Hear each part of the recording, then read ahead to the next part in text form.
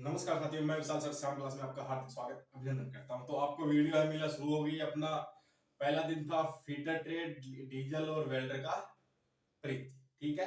दूसरा था अपना measuring and measurement and measuring tool, ठीक है। मेजरमेंट में अपन ने मेजरमेंट देख लिया था और मेजरिंग टूल के पास पहुंच गए थे, जैसे कि अपने स्केल देखा था।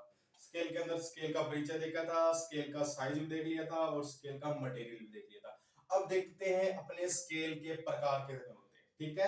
ये अपने एनसीवीटी यानी निम्मी के आधार पे चले तो या 6 या 7 प्रकार की होती है, और अगर अलग अलग किताबों में देखो तो 10 या 12 प्रकार के मिल जाते हैं। परंतु अपने को क्या पढ़ना है, निम्मी पैटर्न पढ़ना है, तो अपने 6 या 7 ही पढ़ेंगे, ठीक है। तो हेडिंग डालो स्केल के प्रकार। स्केल के प्रकार। अब स्केल का पहला प्रकार है उसका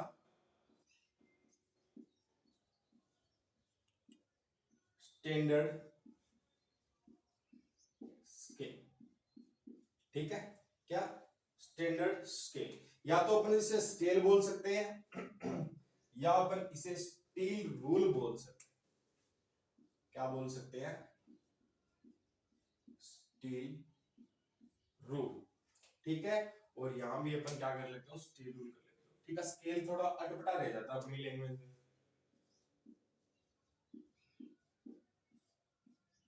स्केल। अब जो स्टैंडर्ड स्टील रूल होता है वो क्या होता है, आपने आमतौर पे देखा होगा अपन एक लोहे का पत्ती सी यूज करते हैं, है ना। वो क्या होता है, आपका स्टैंडर्ड स्टील रूल होता है, ठीक है। वो क्या होता है, एक मापन औजार होता है, उसके ऊपर इंच, सेंटीमीटर और एमएम के निशान बने होते हैं, ठीक है। और वो क्या होता है, उसको अपना लिस्ट काउंट कितना होता है, जो 0.5 और 1/64 इंच होता है, बस इतना ही होता है, ठीक है। और क्या करता है, वो स्टैंडर्ड माप निर्धारित करता है, बस यही तो काम है उसका, है ना। स्टैंडर्ड स्टील रूल क्या है, यह एक प्रकार का मापक औजार है, इसके ऊपर इन सेंटीमीटर और एमएम के निशान बने होते हैं। और ये कितने साइज में मिलता है आपको, 6 inch, 12 inch, 15 centimetre, 30 centimetre, 300 MM, 150 MM मिलता है, ठीक है। और ये लिस्ट काउंट इसका कितना होता है, 0.5 और 1/64 इंच होता है। इतना ही करना है और इतना ही पूछेगा। स्टैंडर्ड स्टील रूल की फोटो है, वो वीडियो में लगा दूंगा, मैं आपको दिखाई देगा, ठीक है। जो भी अपन स्टील रूल पढ़ेंगे यहाँ पे उसकी फोटो है वो लगा दूंगा। जैसे अपना स्टैंडर्ड स्टील रूल हो गया, फिर अपना हुक रूल हो जाता है, फिर अपना नैरो रूल हो जाता है, फिर अपना श्रिंक रूल हो जाता है, ठीक है। फिर अपना की शीट रूल हो जाता है, फिर अपना एक स्टील टेप रूल हो जाता है। इनकी फोटो है मैं लगा दूंगा, ठीक है। पहले समझ लो फिर फोटो देख लियो। चल, तो इसमें लिखो यह एक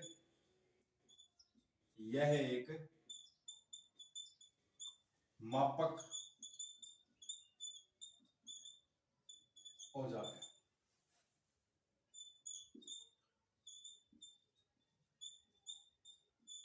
इसके ऊपर इंच, एमएम, सेंटीमीटर के निशान बने होते हैं, ठीक है। इसका साइज 6 इंच, 15 सेंटीमीटर, 150 एमएम तक पाया जाता है।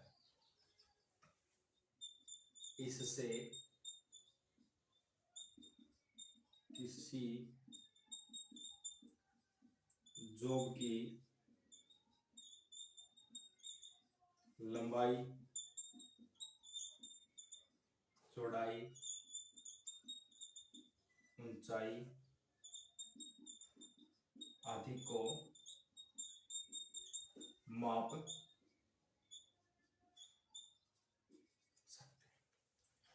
आई बात सुनने। ये क्या होता है, ये एक स्टैंडर्ड स्टील रूल होता है, ठीक है। ये क्या होता है, एक मापक औजार होता है, स्टैंडर्ड स्टील रूल होता है। इसके ऊपर इंच, एमएम और सेंटीमीटर के निशान बने होते हैं। इसका साइज 6 इंच, 15 सेंटीमीटर, 150 एमएम होता है। और इससे किसी किसी भी, ये किसी भी है, ठीक है। क्या? किसी जॉब की, सही है, किसी जॉब की लंबाई, चौड़ाई, ऊंचाई आदि को माप सकते हैं, ठीक है। और जो आपका स्टैंडर्ड स्टील होता है कुछ इस प्रकार का होता है। ठीक है, ये यहाँ पे और कुछ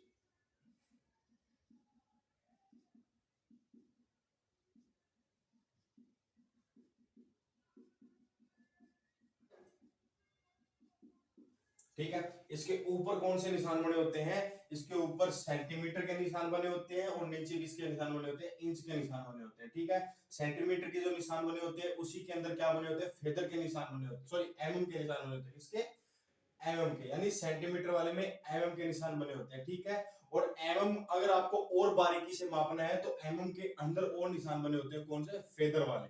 ठीक है, फिर आपको इंच में मापना है तो आपको नीचे वाला हिस्सा वो यूज करना पड़ेगा। ठीक है, चलो इसीलिए को फिर आगे बढ़ते हैं अपना फ्लेक्सिबल रूल की तरफ। चले,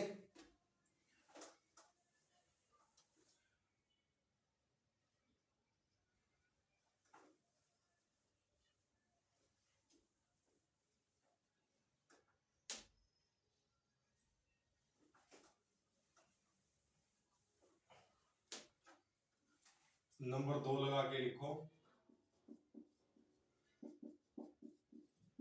फ्लेक्सिबल स्टील।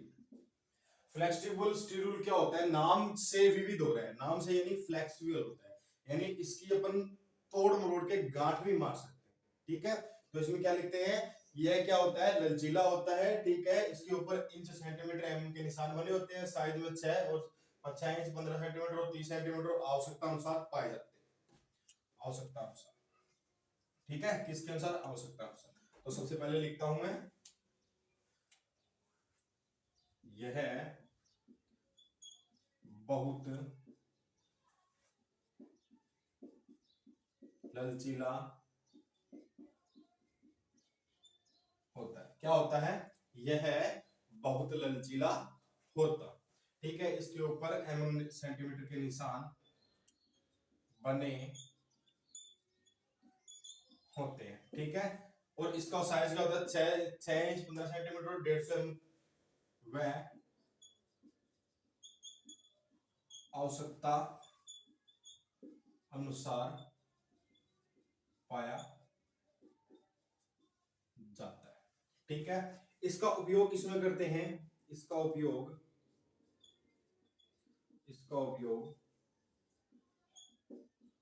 वक्राकार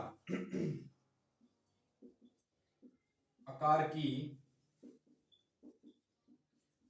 जोब का माप लेने। ठीक है, अब देखो जो अपना स्टैंडर्ड स्टील रूल था वो क्या था? एक सीधा था। ठीक है, क्या था? सीधा था, बिल्कुल सीधा था। उसको अगर मोड़ते हैं तो वो बेंड हो जाता है। ठीक है, अगर आपका फ्लेक्सिबल स्टील रूल आपके पास है तो आप क्या करोगे? उसको इस प्रकार इसकी गांठ भी मार सकते हो।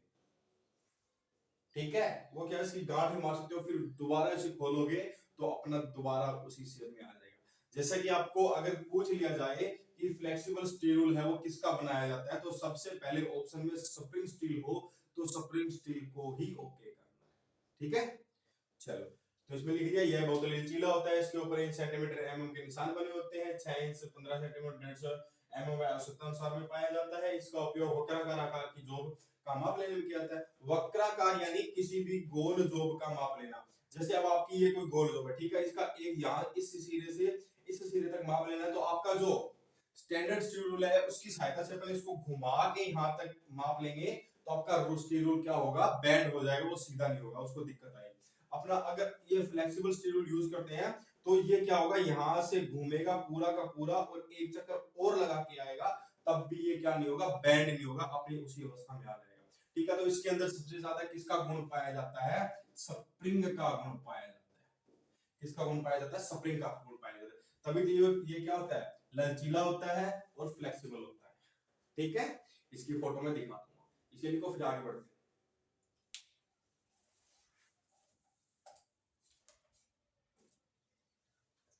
चले, छोटी छोटी चीज है, छोटी छोटी चीज, बिल्कुल छोटी छोटी चीज, कुछ नहीं होगा, अपना पेपर है वो क्लियर होगा। ठीक है, और जो अपने ट्रेड का पेपर होगा ना एलपी के अंदर, उसमें सिर्फ आपको क्या करना पड़ेगा? उसको कम से कम 30 क्वेश्चन आपके सही होने चाहिए। कितने में से? 75 में से। ठीक है। जो आपका ट्रेड का पेपर होता है वो किस लिए होता है? सिर्फ क्वालिफाई करने के लिए होता है, यानी पास करने के लिए होता है। इसमें मेरिट नहीं बनती। क्या नहीं बनती? मेरिट नहीं बनती। मेरिट आपकी किससे बनेगी? बेसिक इंजीनियर से बनेगी। बेसिक इंजीनियर में आपकी जो ड्राइंग आएगी ना, ड्राइंग आएगी, उसमें 2-3 क्वेश्चन ऐसे आएंगे घुमावदार, आपकी मेरिट बना देंगे। तो वो चीज आपको स्ट्रॉन्ग करनी है, मैथ स्ट्रॉन्ग करनी है, रीजनिंग स्ट्रॉन्ग करनी है। ठीक है। जो मैथ वाले और रीजनिंग वाले टीचर, उनकी ट्रेनिंग चल रही है। ठीक है, आ जाएंगे वो भी। तो इसमें क्या है, आपको क्या करना पड़ेगा? एलपी के 75 क्वेश्चन आएंगे अपने किसके? ट्रेड के। ट्रेड के 75 क्वेश्चन, उनमें से आपको क्वालिफाई यानी पास कितने करने हैं? अगर आपके उसमें से 30 भी क्वेश्चन पास सही हो ना, तो आपका एलपी का पेपर पास है। ठीक है। ये मान लो ये इसका एंट्रेंस एग्जाम है, जैसे सीआईटीएस के अंदर एंट्रेंस एग्जाम होता है ना, कॉलेज में एडमिशन लेने के लिए या किसी भी कॉलेज में एडमिशन लेने के लिए एक एग्जाम होता है, उसी प्रकार का ये एग्जाम है। उसको बस वही करना है और कुछ नहीं करना है। ठीक है। 30 या 32 या 35 का टारगेट लेके चलोगे ना, मतलब 35 या 40 का टारगेट, 40 ले लो। ठीक है, 40 का टारगेट लेके चलोगे, तब आके जाके आपके कितने सही होंगे? 30 सही होंगे। एक बात होता तो 30 ही सही नहीं करने आपको, उसमें 27 का ऑप्शन है। मैंने तो बताया है 30 का कि आपका टारगेट बढ़ा रहे। ठीक है, मैंने 30 का तो किसी का 35 हुआ, मैंने 35 का तो किसी का 40 हुआ, मैंने 40 का तो किसी का 45 हुआ। ठीक है। और आपको क्वालिफाई कितने करने होते हैं? आपको 27 क्वेश्चन ही सही करने होते हैं ट्रेड के। ट्रेड से मेट नहीं बनेगी, मेट अपनी बेसिक इंजीनियर हो गया, ठीक है, उनसे बनेगी। ठीक है, चलो आगे बढ़ते हैं नैरो रूल की तरफ।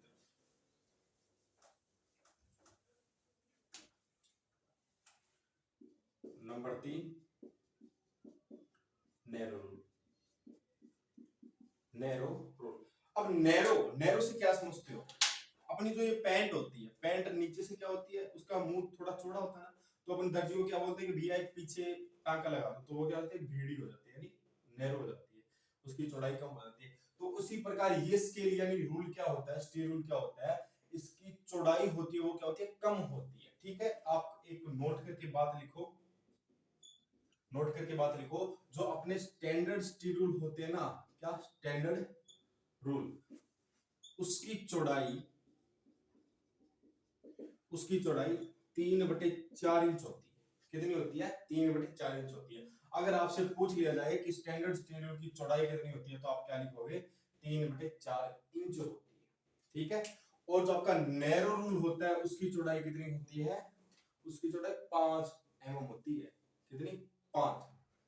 तो इसमें लिखेंगे इस रूल की चौड़ाई, इस रूल की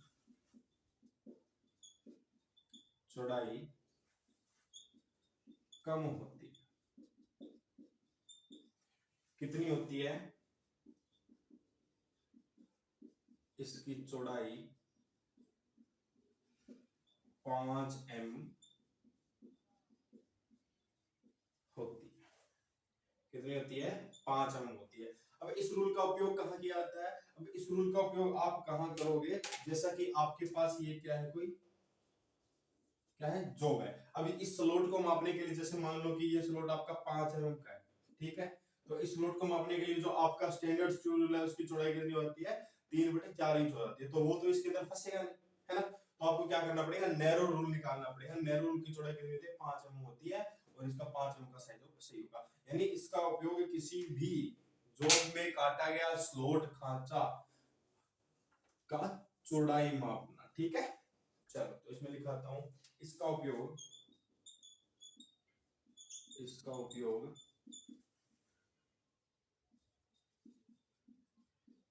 जॉब में काटे गए स्लॉट्स व खांचे की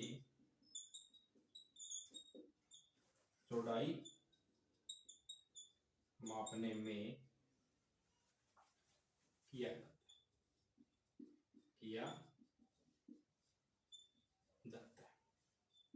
ठीक है। क्या? इसका उपयोग जॉब में काटे गए स्लॉट्स व खांचे की चौड़ाई मापने के लिए किया जाता है। ठीक है। अब दूसरी बात और बताएगा कोई? अब दूसरी बात, ये रूल आपने कहीं ना कहीं तो देखा होगा कि नहीं देखा? मेरे हिसाब से सभी ने देखा है।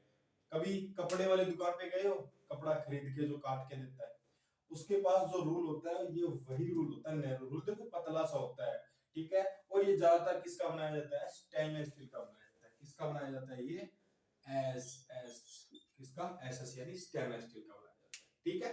तो ये इसकी खास बात है, क्या है, नैरो रूल क्या होता है, इसकी चौड़ाई, इस रोल की चौड़ाई कम होती है, इसकी चौड़ाई 5 mm होती है। इसका उपयोग जॉब में काटे गए स्लॉट व खांचे की चौड़ाई मापने में किया जाता है, ठीक है। और इसको आपने कहां देखा है, कपड़े की दुकान पे देखा है, जब कोई कपड़े वाला कपड़े को मीटर या गज में माप के देता है, ठीक है। और इसकी एक बात और लिखो, इसका size, size 12 centimetre, sorry 12 centimetre नहीं, 12 इंच और 30 सेंटीमीटर, 12 इंच और 30 सेंटीमीटर में पाया जाता है। क्या, साइज 12 इंच व 30 सेंटीमीटर में ये पाया जाता है, ठीक है। चलो इसे लिखो, फिर आगे बढ़ते हैं दूसरे रूल की तरफ। चले, स्क्रीनशॉट ले लिया करो जल्दी।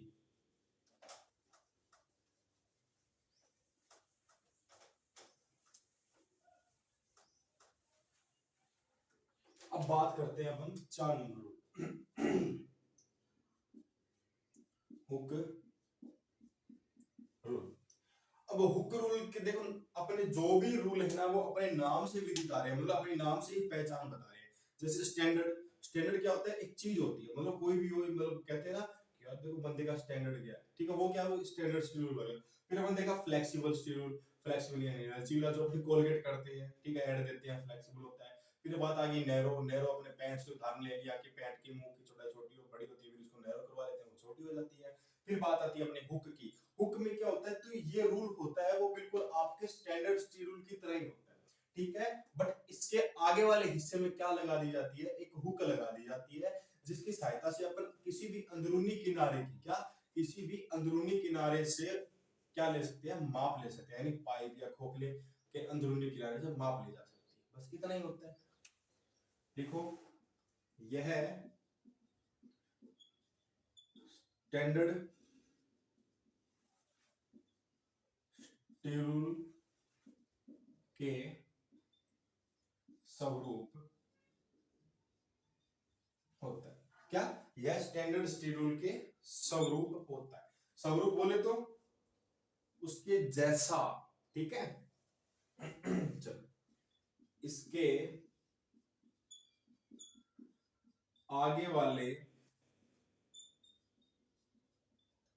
हिस्से में एक हुक लगा दी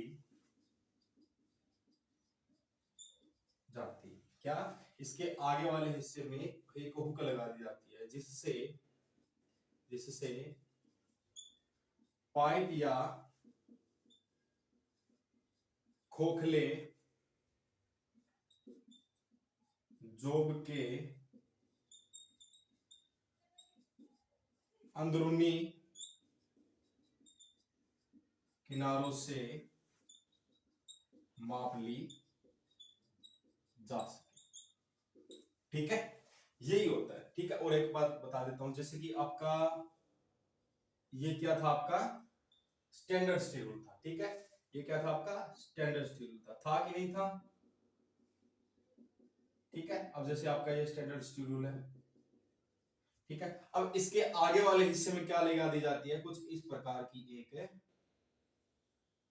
हुक लगा दी जाती है, ठीक है। क्या लगा दी जाती है, हुक लगा दी जाती है। तो ये क्या होता है, अपन किसी भी खोखले औजार के अंदर इसको डालेंगे और किनारे के सटा देंगे और क्या होगा, वहीं पे रुक जाएगी। अब एक स्टील रूल क्या होता है, इस प्रकार का भी होता है, और कुछ स्टील रूल किस प्रकार के आते हैं, यानी फ्लेक्सिबल, आप सॉरी हुक रूल किस प्रकार के आते हैं कि ये तो इसके ऊपर अलग से लगाई जाती है, ठीक है। क्या, ये तो किसी धातु की अलग से लगाई जाती है, जिसे अपन बोल सकते हैं पतली चादर को काट के अपन लगा सकते हैं, ठीक है। अब अगर दूसरा देखें तो दूसरे में क्या होगा, जैसा कि ये आपका क्या है, स्टैंडर्ड स्टील रूल है, ठीक है। अब इसी की धातु में अपन ये चीज बना देते हैं, ठीक है। वैसे तो देखने में तो ये रिवेट लग रहा है,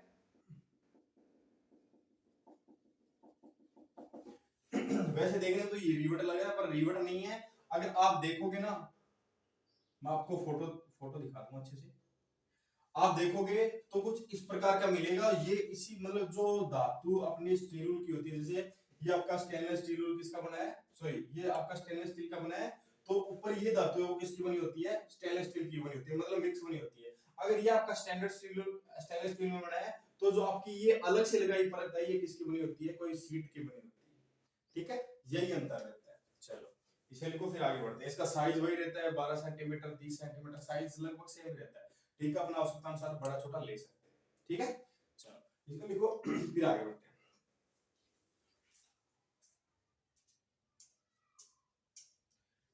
चले,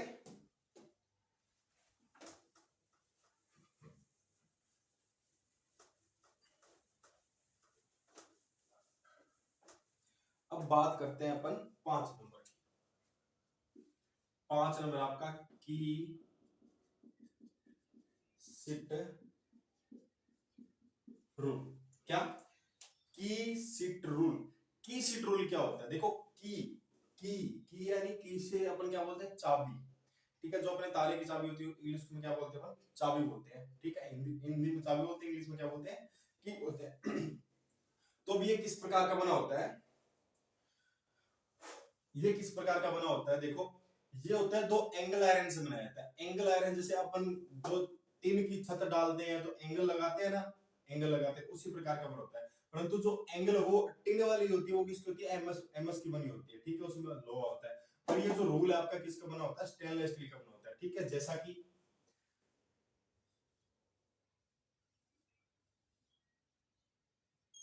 इस प्रकार का।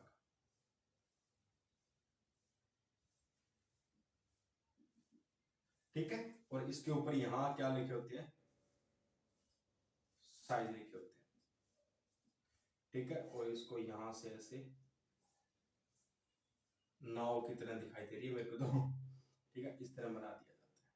ठीक है, अब इसका उपयोग कैसे किया जाता है, इसका उपयोग कहां किया जाता है, इसका उपयोग गोल जोब, जो गोल बेलनाकार जोब होती है, लंबी शाफ्ट होती है, उसके ऊपर की यानी चाबी घाट की मार्किंग करने के लिए किया जाता है। ठीक है, क्या करने के लिए, चाबी घाट की मार्किंग करने के लिए।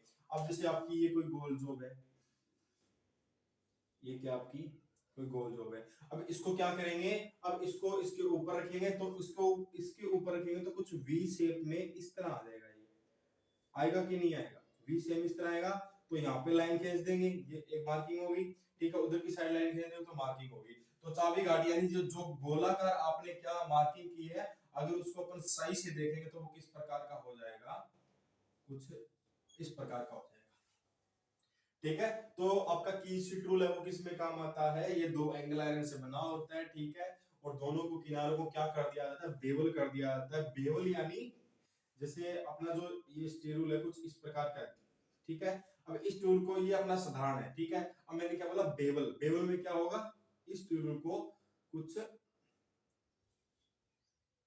इस प्रकार ऊपर से तिरछा कर दिया जाता है। ठीक है, यहां से क्या कर दिया जाता है, इसको तिरछा कर दिया जाता है। तो ये क्या होता है, बेवल हो जाता है। ठीक है, ये क्या उसकी दोनों किनारों को क्या कर दिया, बेवल कर दिया जाता है। दोनों किनारों पर इंच सेंटीमीटर एमएम के निशान बने होते हैं। ठीक है, और इसका उपयोग किसी सॉफ्ट या बेलनाकार जोब पर चाबी घाट की मार्किंग करने के लिए किया जाता है। बस इतना सही है, लिखे।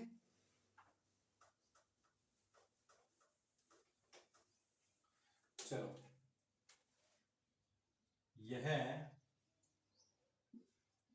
यह दो एंगल आयरन से बना होता है। क्या किससे बना होता है, एंगल आयरन से बना होता है।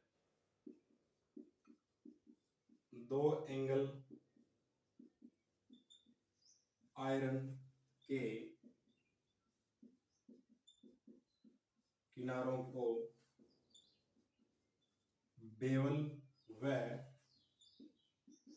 उन पर इंच एवं सेंटीमीटर के निशान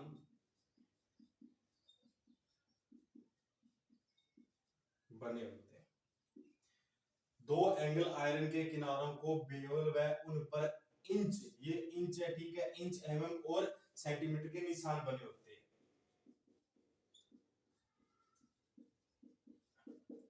इसका उपयोग वक्राकार शाफ्ट पर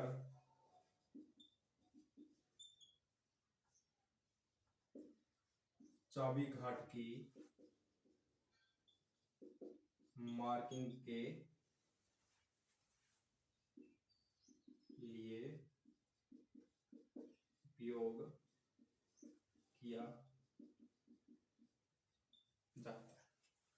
बस यही होता है। और साइज में वही 6 इंच, 12 इंच, 15 सेंटीमीटर, 30 सेंटीमीटर, 300 यही मिलता है, 150 ठीक है। तो ये क्या होता है, की स्ट्रीट रूल क्या होता है, यह दो एंगल आयरन से बना होता है। दो एंगल आयरन के किनारों को बेवल में उन पर इंच में, mm में, सेंटीमीटर के निशान बना दिए जाते हैं।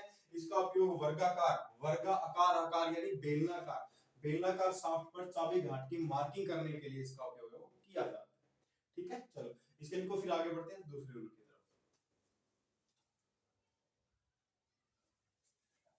चले,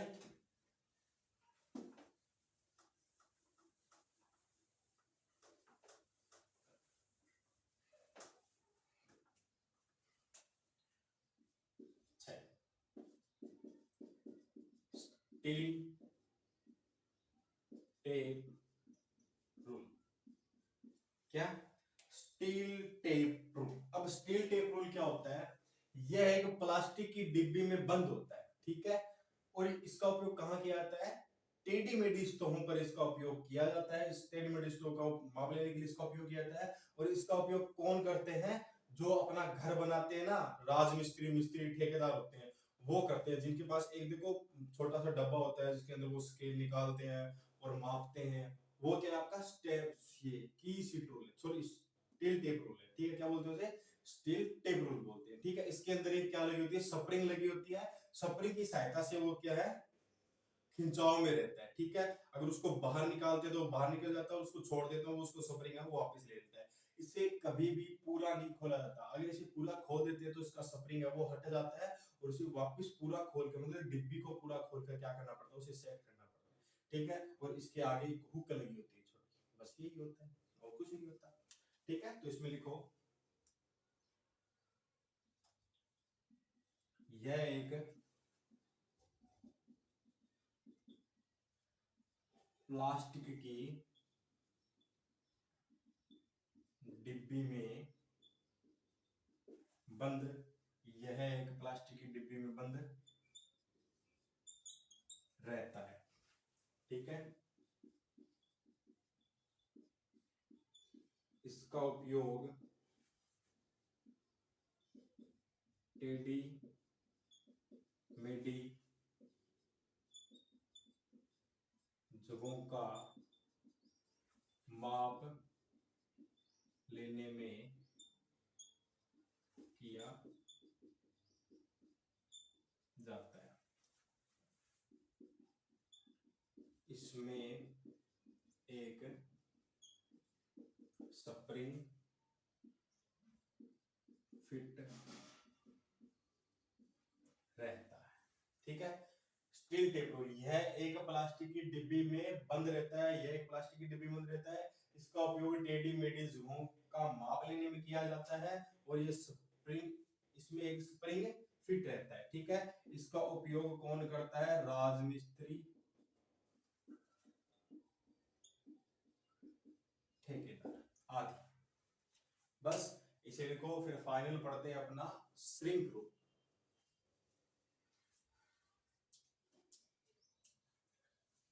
चले, इसकी फोटो मैं लगा दूंगा, देख लेना। अब बात करते हैं अपना last and final rule, 7 number, कौन सा है, श्रिंक रूल। पहले तो ये देखो कि श्रिंक रूल का अर्थ क्या होता है, यानी श्रिंक का अर्थ क्या होता है। श्रिंक का अर्थ होता है सिकुड़ना। क्या होता है, सिकुड़ना, सिकुड़ना जैसे आप कोई सूती कपड़ा लेते हो, एकदम नया फ्रेश सूती कपड़ा लेते हो, ठीक है, तो उसे मतलब दर्जी से सूती कपड़े वाले से सूती कपड़ा लेते हो, कपड़ा लाने के से पहले आप क्या करते हो, उसको धोते हो यानी पानी से वॉश करते हो, ताकि उसकी जो साइज है वो देख ली जाए कि साइज अपना जो भी सिलवाना है उसका सेट आएगा कि नहीं आएगा। अब जैसे आपने 5 मीटर का सूती कपड़ा ले लिया, ठीक है, और आपके कपड़ा लगता है कितना, ये मान लो थोड़ा कम ज्यादा लगता है, ठीक है, अब सूती कपड़ा क्या होगा, उसे वॉश करोगे तो वो सिकुड़ेगा, ठीक है। अब 5 मीटर का आपका आप लाए थे और 5 मीटर आपके कपड़ा लगता है, तो आप क्या करोगे, उसे वॉश करोगे और देखोगे कि ये 5 मीटर बचता है कि नहीं बचता है, तो वो 5 मीटर नहीं बचता सूती कपड़ा, क्योंकि वो क्या होता है, सिकुड़ जाता है। इसीलिए अपने को क्या करना पड़ता है, वो कपड़ा 5 मीटर न लेकर 5.25 मीटर या 5.5 मीटर ज्यादा लेना पड़ता है, ठीक है, ताकि अपना जो साइज है वो परफेक्ट रहे। तो श्रिंक रोल का कुछ इसी तरह एक उदाहरण है, जैसे कि अब आपने कोई धातु ले लो, आप क्या एक लोहे की धातु ले लो, ठीक है, उसको पिघला लो, बिल्कुल द्रव बना लो पानी की तरह, ठीक है। अब द्रव बनाने के बाद में एक क्या आपको सांचा लेना है, क्या एक सांचा लेना है, बॉक्स लेना है, जैसे कि ये एक क्या है, बॉक्स है। अब इस बॉक्स के अंदर आपको क्या करना है, उस तरल पदार्थ को भर देना है, ठीक है। अब ये क्या हो गया, भर गया। अब इसे ठंडा करेंगे, ठंडा करेंगे तो ये सिकुड़ गया, सिकुड़ने के बाद इसकी आकृति है वो बॉक्स की आकृति से कम मिलेगी, ठीक है। अब आपको मान लो कोई एक पीस तैयार करना है एमएस का, और आपने क्या कर दिया, इसको जो अपने लोहा है उसको पिघला दिया, पिघलाने के बाद जो आपका जो पीस है आपको कितना तैयार करना है, 10 mm का तैयार करना है, ठीक है। तो आपको क्या करना पड़ेगा, जो पिघला हुआ लोहा है उसको 10 mm के खांचे में उसे भरना पड़ेगा, तो यहाँ पे उसने भर दिया आपने, ठीक है। अब भरने के बाद उसको ठंडा करना पड़ेगा, तो ठंडा करोगे तो लोहा क्या सिकुड़ेगा, सिकुड़ेगा तो उसका साइज कम होगा। अब आपने यहाँ क्या करना था, लेना तो 10 mm का था, यानी आपका पीस बनाना तो 10 mm का था, और वो बनता कितने का है, 8 mm का बनता है, तो आपके लिए काम की नहीं रहता। तो इसीलिए इसमें अपन क्या करते हैं, जो अपन ये सांचा बनाते हैं, क्या जो ये अपन सांचा बनाते हैं वो कैसे बनाते हैं, श्रिंक रूल की सहायता से बनाते हैं। किसकी सहायता से बनाते हैं, श्रिंक रूल की सहायता से बनाते हैं। श्रिंक रूल की सहायता से क्यों बनाते हैं, जो श्रिंक रूल का मापने का जो मतलब मीटर होता है वो कितना होता है, अपने स्टैंडर्ड स्टील रूल से कुछ ज्यादा बड़ा होता है। कितना बड़ा होता है, 1/16 इंच या 7/16 इंच, ठीक है। और कुछ किताबों में 1/10 इंच और 7/16 इंच में मिलता है, दोनों ही सही है, ठीक है। तो आप क्या करोगे, जैसे कि अब श्रिंक रूल है, एक स्टैंडर्ड रूल है, अब स्टैंडर्ड रूल का मान है 10 mm, ठीक है, और उसी मान का आपको क्या करना है, सांचा बनाना है। तो श्रिंक रूल से आप क्या करोगे, सांचे को बनाओगे तो आपका सांचा बनेगा 12 mm का, ठीक है। अब 10 mm को आपने इसके अंदर डाला तो आपका सिकुड़ के कितना बना, 8 mm का, तो आपके काम का नहीं रहा। अब आपको क्या करना पड़ेगा, श्रिंक रूल से सांचा बनाना पड़ेगा, मतलब माप तोल करके आप क्या करोगे, इससे सेट करोगे तो आपका कितने का मिलेगा, जो आपका माल बनेगा, अपना अपना जो पीस बनेगा कितना बनेगा, 10 mm, ठीक है। तो ये क्या होता है, एक श्रिंक रूल होता है। और श्रिंक रूल किस सिद्धांत पे काम करता है, यह पेटेंट्स मेकर्स के सिद्धांत पे काम करता है। पेटेंट्स मेकर किसे बोलते हैं, जो खांचा सांचा बनाते हैं। आपने घरों में पीओपी देखी है, पीओपी वाले क्या करते हैं, जो सीधा मतलब कोई भी डिजाइन बनाते हैं सीधे थोड़ी बनाते हैं, एक आकृति होती है नीचे प्लेट में, उसमें फूल बना होता है, जो गहराइयों में फूल बना होता है, उसके अंदर क्या डालता है, पीओपी को डालता है, फिर उसके अंदर धागे वगैरह डालता है, फिर उसके अंदर पीओपी डालता है, फिर वो सूख जाती है, ठीक है। तो वो जो बनाया गया है वो क्या है, उसका सांचा है, तो वो किसने बनाया, पैटर्न मेकर से बनाया है, ठीक है। तो अपन देखते हैं क्या होता है, अगर कुछ समझ में नहीं आता तो पूछ लेना।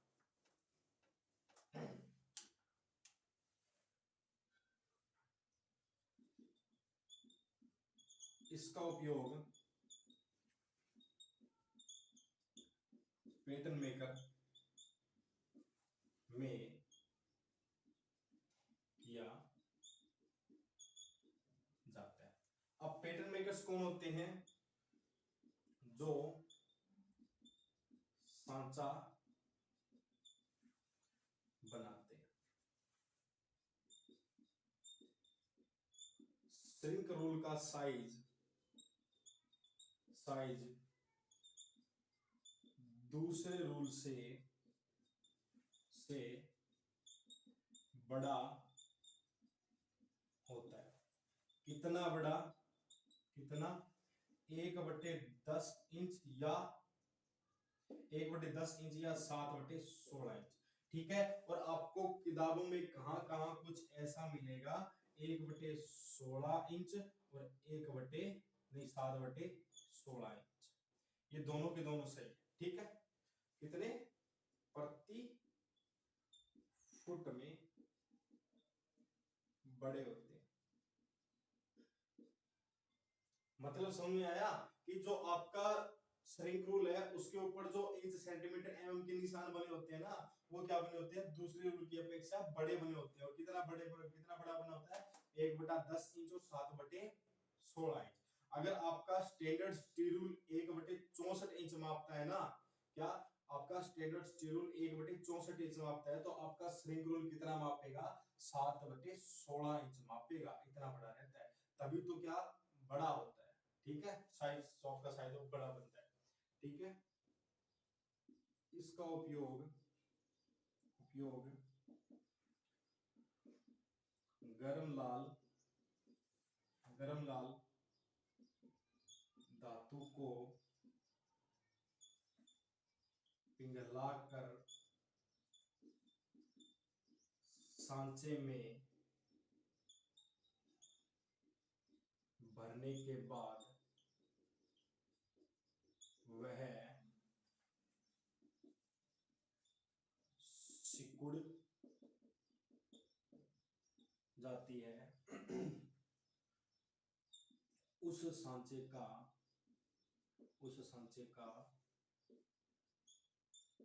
सही साइज बनाने में किया जाता है। ठीक है, इसका उपयोग गर्म लाल धातु को पिघलाकर सांचे में भरने के बाद वे सिकुड़ जाती है, और उस सांचे को सही साइज में बनाने के लिए इसका उपयोग है वो किया जाता है।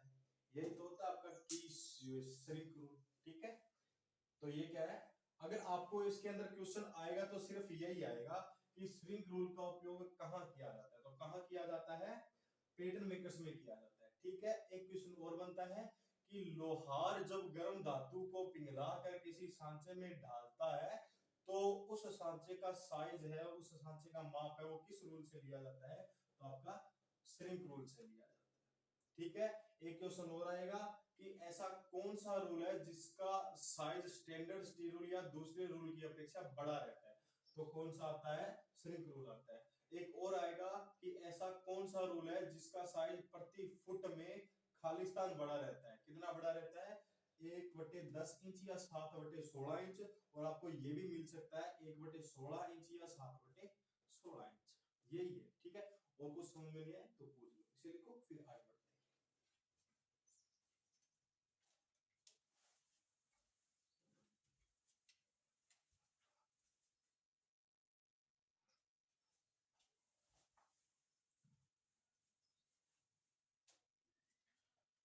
हाँ, आगे बढ़े।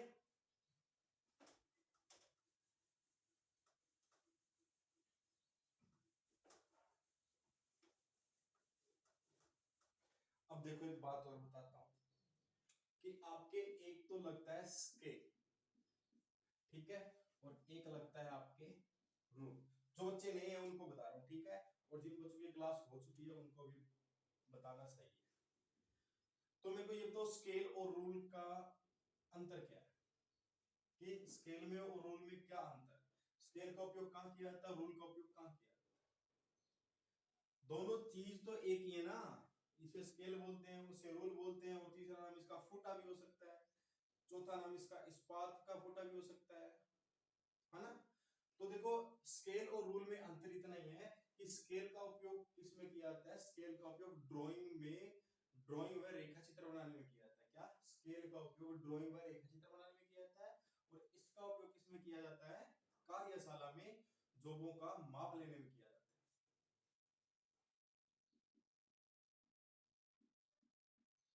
इसका उपयोग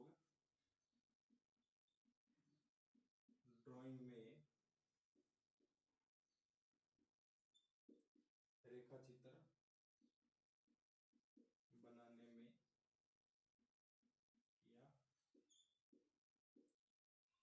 किया जाता है। ठीक है, और इसका उपयोग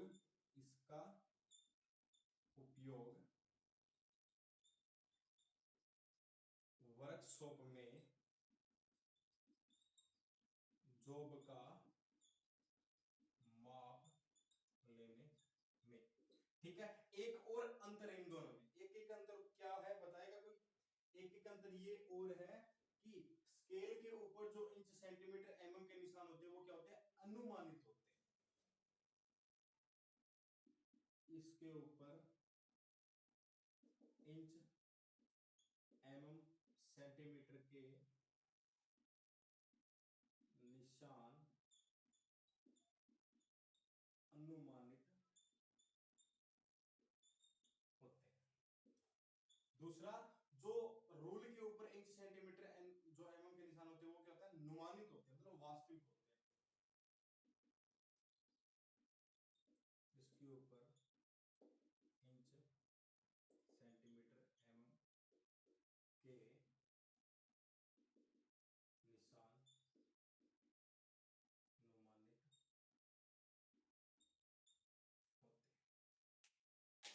आई बात समझ कि रूल का उपयोग किसमें किया जाता है? इसका उपयोग वर्कशॉप में जॉब का माप लेने में किया जाता है, और इसके ऊपर इंच सेंटीमीटर एमएम के जो निशान होते हैं वो क्या होते हैं? अनुमानित, यानी बढ़िया सही ढंग से बनाए होते हैं। ठीक है, वास्तविक होते हैं। ठीक है, जो स्केल होता है इसका उपयोग ड्राइंग में रेखा चित्र बनाने में किया जाता है, और इसके ऊपर जो इंच सेंटीमीटर एमएम के जो निशान होते हैं वो क्या होते हैं? अनुमानित होते हैं, मतलब कल्पना के द्वारा, यानी कल्पना करके बनाया जाता है। इसका इतना होगा तो इसका इतना होगा, इसका 1 होगा तो इसका 1.5 होगा, इसका 1.5 होगा तो इसका 2.5 होगा, ऐसे बनाया जाता है। ठीक है, तो आज आपका स्केल होता है पूरा, कल अपन कैलिपर और ट्राइस्टर। ठीक है, तो आज की क्लास जैसी भी बढ़िया रही मेरे हिसाब से। तो अगर कोई भी डाउट हो, कुछ भी हो, कमेंट करो, लाइक करो, शेयर करो, सब्सक्राइब